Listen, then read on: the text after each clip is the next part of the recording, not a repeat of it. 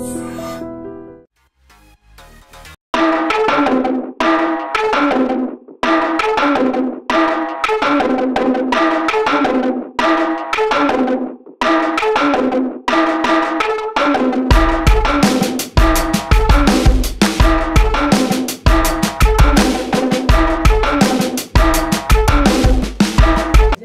జిల్లాలో అట్లానే రాష్ట్ర వ్యాప్తంగా కూడా అనేక చోట్ల కాంగ్రెస్ పార్టీ అధికారంలోకి వచ్చినప్పటి నుండి ఇప్పటి వరకు అధికార దుర్వినియోగానికి పాల్పడుతూ అన్యాయంగా అక్రమంగా బీఆర్ఎస్ పార్టీ నాయకుల మీద కార్యకర్తల మీద కేసులు మోపేటటువంటి ప్రయత్నం చేస్తూ ఉన్నది. జగిత్యాల జిల్లాలో నిజామాబాద్ జిల్లాలో రాష్ట్ర వ్యాప్తంగా అనేక చోట్ల ఇదే ఒరవడిని కాంగ్రెస్ పార్టీ ప్రస్తుతం పాటిస్తూ ఉన్నది.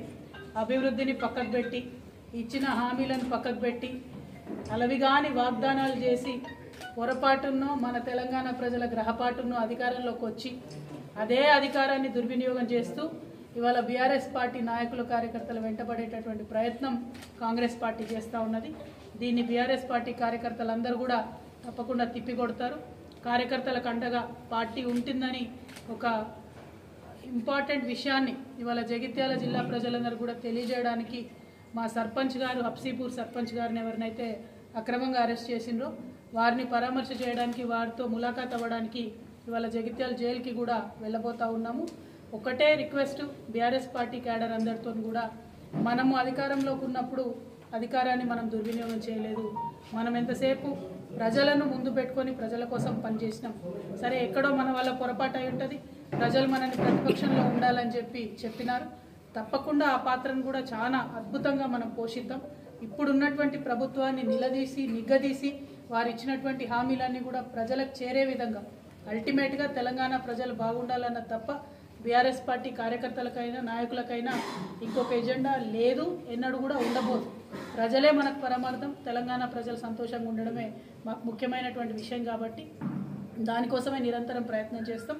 ఆ ప్రయత్నంలో ఇప్పుడు అధికారంలో ఉన్నటువంటి కాంగ్రెస్ పార్టీ నాయకులు ఎంత ఇబ్బంది పెట్టినా కూడా ముందుకే పోతాం తప్ప వెనక్కి పోము. ఎందుకంటే ఈ అక్రమాలు అన్యాయాలు చాలా చూసినాం తెలంగాణ ఉద్యమ సందర్భంలో కూడా. వాటిని ఎదురొడ్డి నిలబడ్డటువంటి గులాబీ కండువా కప్పుకున్న వాళ్ళం కాబట్టి ధైర్యంగా ఉందాం. ఖచ్చితంగా వీళ్ళ యొక్క అక్రమాలను ఎదిరిద్దాం. వారు మోపుతున్నటువంటి తప్పుడు కేసులను ధైర్యంగా ఎదుర్కొంటామని చెప్పి పిలుపిస్తూ తెలంగాణ ప్రజలకు రిక్వెస్ట్ చేస్తూ ఉన్నాం. కాంగ్రెస్ పార్టీ అధికారంలోకి వచ్చి 2 రోజులన్నా కాలేదు, కాకముందే వాళ్ళు పాల్పడుతున్నటువంటి అక్రమాలని దయచేసి మీరు కూడా గమనించండి. బీఆర్ఎస్ పార్టీ 10 ఏళ్ళు అధికారంలో ఉంటే ఎంత సాఫీగా పాలన సాగిందో చూడండి. నిన్న కూడా ఒక ఆడకూతురు మీద ఎంత అక్రమంగా జుట్టు పట్టుకొని ఒక విద్యార్థి నాయకురాలను ఈడ్చుకొని పోతున్నటువంటి సందర్భాన్ని కూడా మనం చూసినాం. ఆడపిల్లలు లేరు, మగపిల్లలు లేరు, స్టూడెంట్స్ అని లేరు, రైతులని లేరు.